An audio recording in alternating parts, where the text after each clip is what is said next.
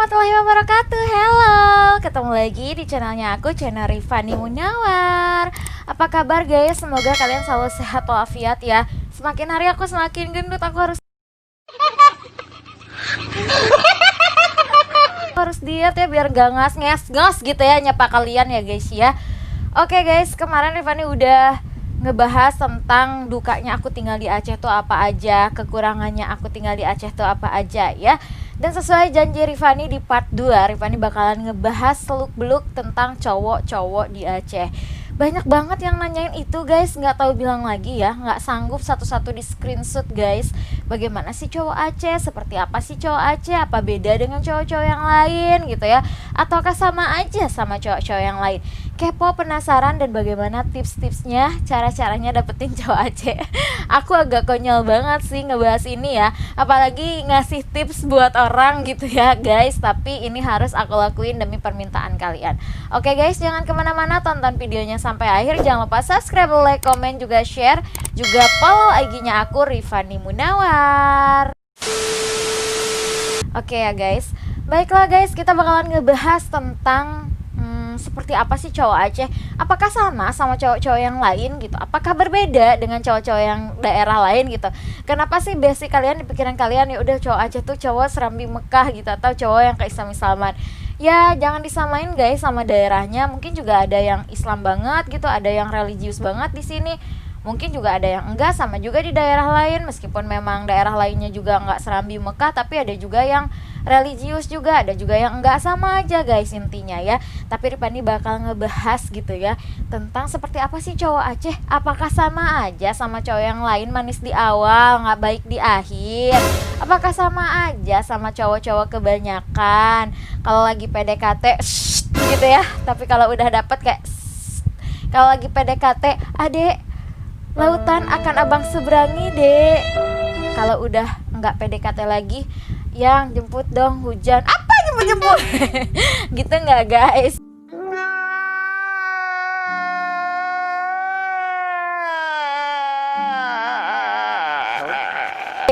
Ya kita akan ulas dan kupas tuntas ya. Cuman Rifani mau ngasih tahu dulu nih dari awal guys, yang namanya cowok baik, yang namanya cowok buruk itu bukan berdasarkan sebuah daerah gitu ya guys ya. Kayaknya fuckboy itu di mana-mana ada, bukan hanya di Aceh aja gitu guys ya. Di semua daerah juga ada gitu. Kayak ciri-ciri fuckboy kan jelas gitu. Assalamualaikum Uhti, boleh kenalan? Ada juga yang memang ngedeketinya gila-gilaan kayak gitu, terus nggak ada ngasih status, nggak diseriusin, atau ada juga yang diselingkuhin, ada juga yang diperetin uangnya, ada juga yang banyak lah ya ciri-ciri fuckboy gitu ya. Sama aja di sini juga ada yang begitu gitu, cuman aku secara generalisasi gitu, aku mau ungkapin bukan sifat ya, kebiasaan mereka gitu. Perbedaan kebiasaan cowok Aceh dengan cowok-cowok yang sudah aku kenal, yaitu cowok-cowok kayak cowok-cowok Jakarta, cowok-cowok Sunda, itu jelas berbeda ya guys. Ini lebih ke kebiasaan. Kalau sifat sih guys kayaknya nggak bisa aku terangin atau nggak bisa aku generalisasikan kalau sifat, karena masuk ke masing-masing orang, bukan daerah gitu guys ya gitu ya.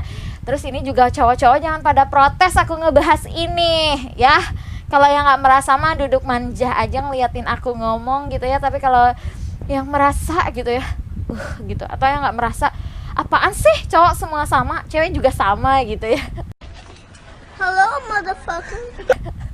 Nggak guys ya. Oke, kita lanjut. Yang pertama, cowok Aceh itu guys, yang aku rasain nih guys, mantan-mantan aku sebelumnya ya guys ya. Yang pertama, cowok Aceh itu tegas sekali, tegas banget.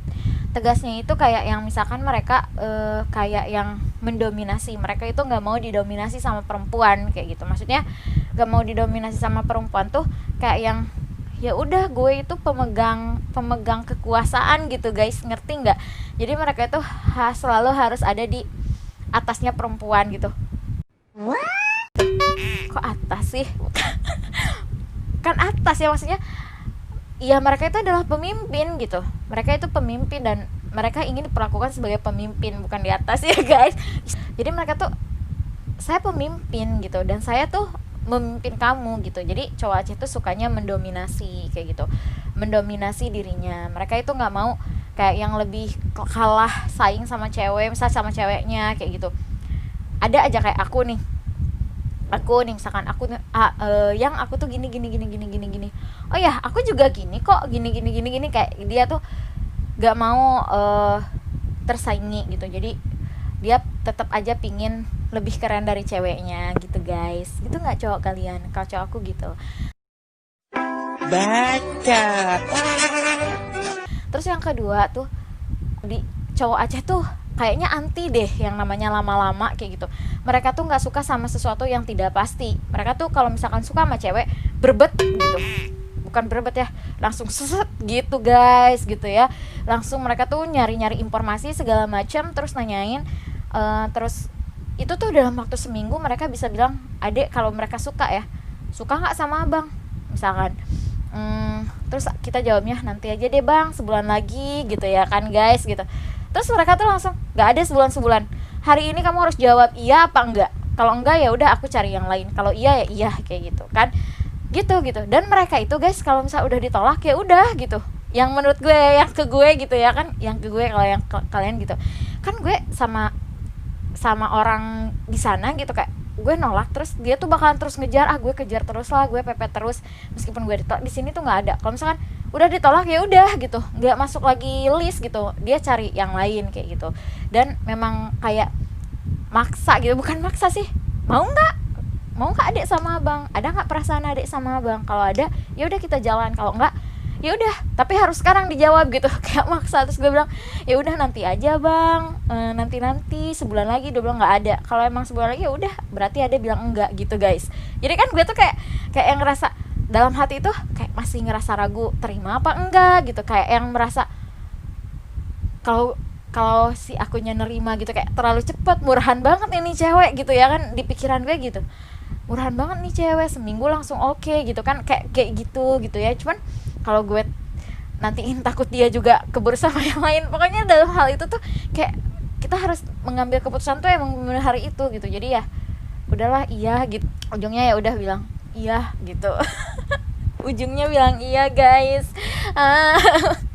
Emang cewek tuh gitu ya, jual-jual mahal gitu mereka tuh memang gitu kalau misalkan oh ini ya udah serbet langsung gitu, nggak ada babi bu. Itu kapasitas dimana cowoknya yang belum mampu menikah, atau misal kapasitas cowoknya yang masih kuliah gitu, atau belum mapan gitu, atau belum punya pekerjaan, belum sanggup untuk menikah gitu. Itu ranahnya.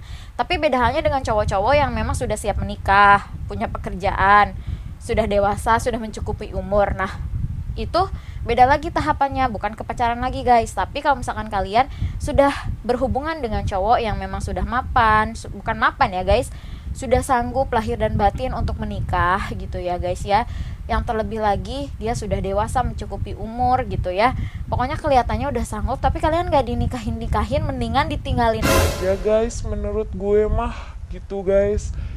Kenapa guys? Karena dia notabene itu udah sanggup gitu. Karena yang gue tahu gitu ya, yang gue tahu gitu, orang Aceh itu kalau misalkan memang sudah sanggup, dia sudah merasa oke dengan apa yang dia pilih, dia nggak akan lama-lama guys, langsung bet aja gitu. Kayak kisah temen gue kenal 1 minggu sama cowok, langsung bet nikah sebulan kemudian gitu. Jadi dan ini tuh bukan 1-2 orang yang gitu, banyak gitu, kayak udah tepat, udah oke, ya udah aja gitu menikah kayak gitu ya. Tapi kalau misalkan is oke, kalian sudah misal berhubungan selama 2 tahun atau 1 tahun, kalian berdekat gitu ya, menjalin sesuatu yang serius gitu ya dengan satu cowok gitu, terus kalian, si cowok itu sudah mampu, kayak sudah punya pekerjaan, sudah dewasa segala macam, tapi kalian tuh nggak ada dikasih kepastian untuk menikah, tinggalin guys. Berarti kalian itu bukan sesuatu yang mereka inginkan, dan intinya kalian itu bukan sesuatu yang mereka itu yakin bahwa kamu itu adalah perempuan yang memang betul-betul ingin dia jadikan istri gitu guys. Apalagi kalau belum datang ke rumah orang tua kamu gitu. Orang sini kalau serius tuh datang ke rumah kayak gitu guys. Tapi ya gitu, awal gue seringnya gitu. Jadi mantan aku nih yang memang bukan nggak serius ya, yang memang ya udahlah niatnya pacaran aja gitu ya. Mereka tuh kayak yang anti banget datang ke rumah, nggak mau sampai orang tua itu berharap sama mereka gitu, nggak mau mempermainkan hati orang tua gitu, nggak mau gitu. Kayak yang kalau gue dulu gitu, ya udah temen cowok gue main-main ke rumah gitu, ngobrol-ngobrol sama bapak mama gue gitu, terus nggak jadi nikah pun nggak masalah kayak gitu ya, kayak gampang banget buat datang ke rumah. Kalau orang sini tuh enggak, kalau emang udah datang ke rumah itu berarti cowoknya itu benar-benar serius gitu ya. Kalau notabene udah berhubungan ya guys, beda lagi sama teman gitu ya guys ya, gitu guys gitu. Jadi kalau misalkan kalau nggak datang ke rumah, udah bertahun-tahun, jangan gue kasih tahu ya, gue pernah kayak gitu, emosi. Enggak guys. Aduh ngomongin itu ya, jadi meledak-ledak manja akunya gitu guys. Oke lanjut ya. Jadi gitu guys gitu. Jadi kalau misalkan emang dia serius tuh datang ke rumah, kalau nggak datang berarti itu emang nggak serius gitu ya.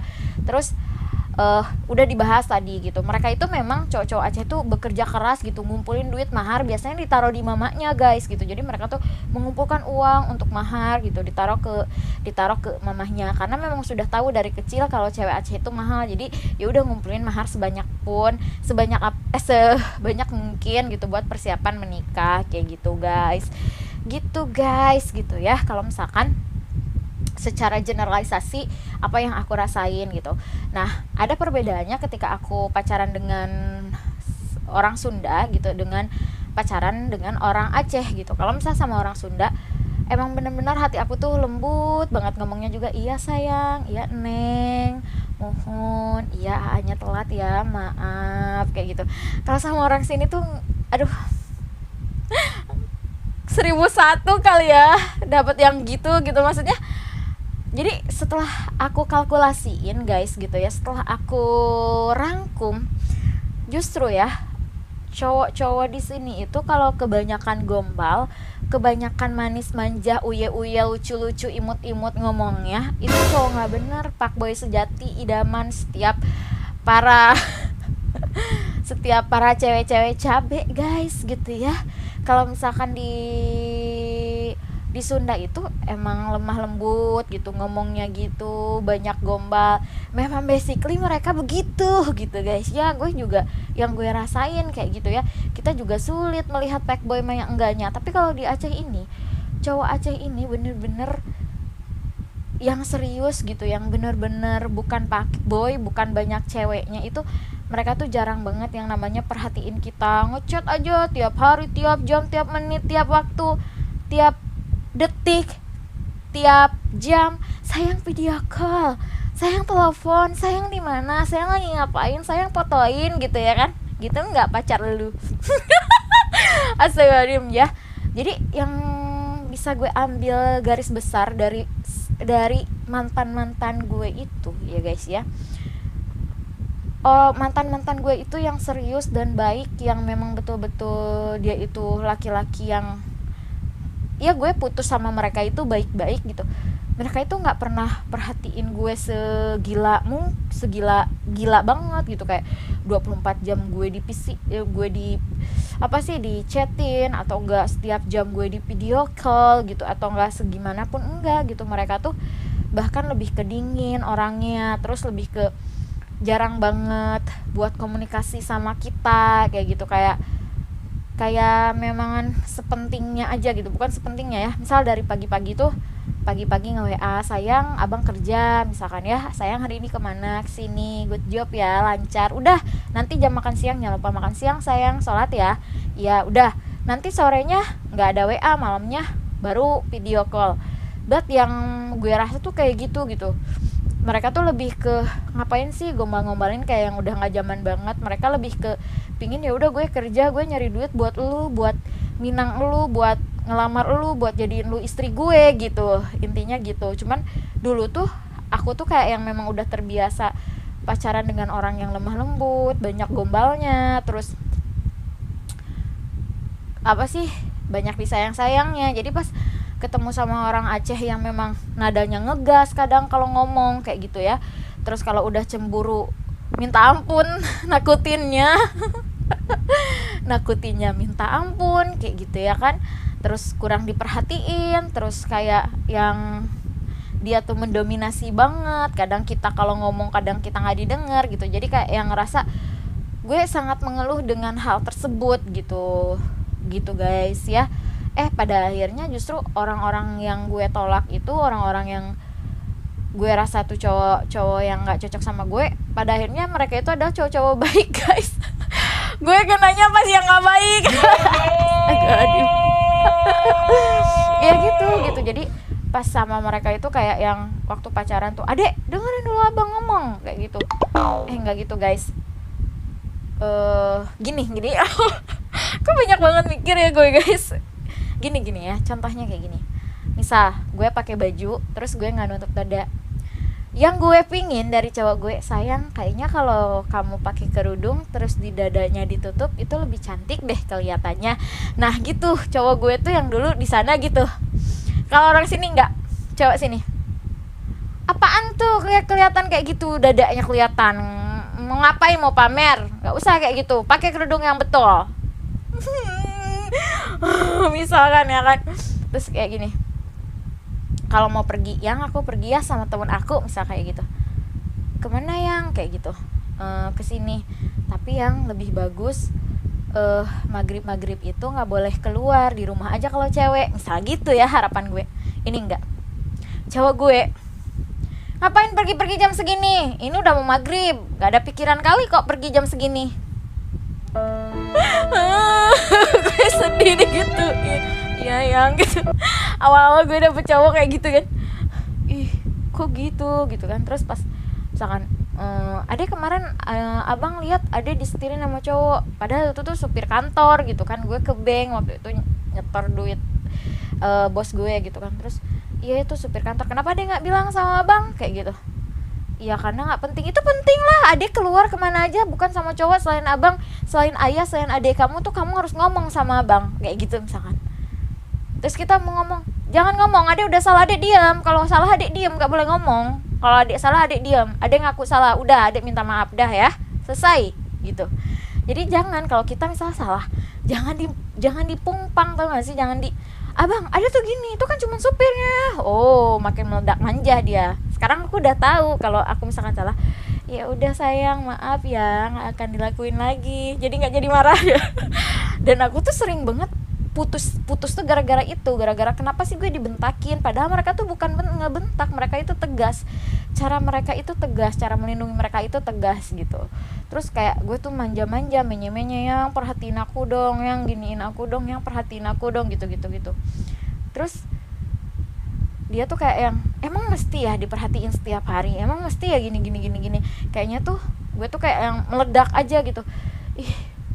Ya lu bayangin aja gitu, banyak banget yang maksudnya ada yang datang gitu, cowok-cowok yang datang ke aku gitu, sedangkan cowok aku sendiri itu nggak perhatian sama aku. Jadi jatuhnya ya udah gue selingkuh aja gitu ya, gitu guys jatuhnya. Tapi ya pada akhirnya gue menyerah dengan sifat-sifat yang sangat keras itu. Padahal sebenarnya bukan keras, sebenarnya itu tegas gitu. Mereka tegas dan mereka tuh cowok-cowok baik yang selama ini gue sangka aduh cowok itu nggak baik deh, ternyata memang betul-betul baik. Mereka nggak pernah nyari cewek lain, nggak pernah, ya fokus kerja aja gitu. Cuman gue nya kayak yang sudah biasa digatelin sama cowok gitu. Sudah biasa digombalin sama cowok, jadi kayak yang kesini tuh aduh gue nyari cowok lembut, ternyata di sini ngejong cuy, cowok yang banyak gombalnya, yang lemah lembut, yang kayak yang nggak pernah selingkuh, kayak yang mencintai kita seumur hidup dia, kayak yang kita itu adalah sesuatu yang nggak bisa dilepaskan kayak gitu ya. Ternyata tukang selingkuh guys, ini pengalaman ya. Nah mantan gue yang selingkuh mana, acungin tangan anda. Tapi aku sudah memaafkan ya, semoga kalian bahagia, semoga orang-orang yang pernah menyakiti aku bahagia. Aku nggak pernah menyimpan dendam karena sesuatu itu, karena ketika kita membenci orang, ketika membenci sesuatu, penyakitnya itu bukan ada di orang itu, tapi di diri kamu sendiri guys gitu. Jadi penyakit membenci itu menakutkan. Jangan pernah membenci orang dan jangan pernah mendendam sama orang. Maka dari itu aku memutuskan untuk memaafkan segalanya guys. Tapi alhamdulillah aku sama mantan aku orang Aceh tuh nggak pernah ada yang musuh. nggak pernah ada nggak pernah ada yang aneh-aneh kayak gitu, yang nggak pernah ada yang sampai ribut sampai gimana, itu nggak ada gitu. Jadi kalau misalkan berarti rata-rata mantan gue ada yang, maksudnya bukan ribut ya, ada yang berakhir tidak baik-baik aja gitu, ada. Cuman ya sudah lah ya guys ya, semoga kalian mendoakan aku, semoga aku itu diberikan jodoh yang lebih baik gitu ya guys ya. Tapi itu intinya ya, udah beberapa poin tuh ya, kepanjangan banget ya ceritanya ya guys ya. Aduh udah 21 menit cuy, gimana cerita ini aku. Oke guys ya, jadi sudah jelas. Yang pertama, cowok Aceh itu nggak suka basa-basi. Yang kedua, kalau mereka serius itu mereka melindungi kita segenap jiwa dan raga, jarang-jarang gombal, jarang-jarang merhatiin, tapi mereka itu betul baiknya, betul seriusnya gitu. Kalau memang sudah siap lahir dan batin, sudah dewasa, mereka akan langsung nikah kalau itu cocok gitu guys. Itulah selera-selera mereka itu kayak seperti suka sama anak rumahan, anak yang gak neko-neko. Terus apa sih, mereka lebih suka perempuan yang duduk di rumah gitu, gak bekerja, lebih sukanya gitu, lebih suka cewek-cewek yang religius, kebanyakan sih kayak gitu. Tapi memang ya lahiriah seorang cowok ya, dia nyarinya yang bandel. Buat main-main dia nyari yang bandel gitu, yang bisa dibandelin gitu. Tapi kalau buat jadi istri, mereka itu cari yang bener, emang curang main jelita uya-uya nih. Carinya tuh yang religius, yang bisa ngurus anak, yang bisa gitu-gitulah guys ya. Jadi intinya begitu. Tapi katanya orang Aceh sama orang Sunda itu cocok. Orang Aceh itu sifatnya keras, orang Sunda itu orangnya lunak gitu. Jadi kalau misalkan si lunak sama si keras digabungin itu jadi perfecto, sempurna. Maksudnya itu kayak yang promoin diri sendiri ya guys. Enggak lah guys ya. Itu guys ya, kalau misalkan kalian udah aku bilang nih karakter orang Aceh tuh seperti apa gitu. Jadi nanti kalau kalian pacaran nih sama orang Aceh atau dekat sama orang Aceh, kalian sudah melihat garis besarnya dari vlog aku. Terima kasih banyak guys. Mohon maaf kalau ada yang tersinggung. Mohon maaf sama mantan-mantan gue yang tersinggung, yang gue bahas hari ini, yang mungkin termasuk fuckboy. Pokoknya kalian selalu aku doain bahagia ya. Mantan aku yang sudah menikah, yang belum menikah, pokoknya aku selalu mendoakan kalian bahagia ya. Begitupun kalian gitu ya. Kalau ada yang salah dari aku, mohon maaf lahir dan batin guys ya. Jangan ada dendam di antara kita. Oke guys, terima kasih. Mohon maaf apabila ada kesalahan kata. Pokoknya luar biasa buat kalian, buat orang-orang yang selalu ngomen di Instagramnya aku, selalu ngomen di YouTube-nya aku, subscribe juga, ngedukung video aku. Kalian tuh luar biasa, kalian keren banget. Tanpa kalian aku hanya butiran debu yang gak ada apa-apanya. Dukung aku terus untuk aku nge-explore Aceh, dan dukung aku terus untuk menjadi sesuatu yang lebih keren lagi ya di dunia per-YouTubean ini. Terima kasih guys. Wassalamualaikum warahmatullahi wabarakatuh. I love you.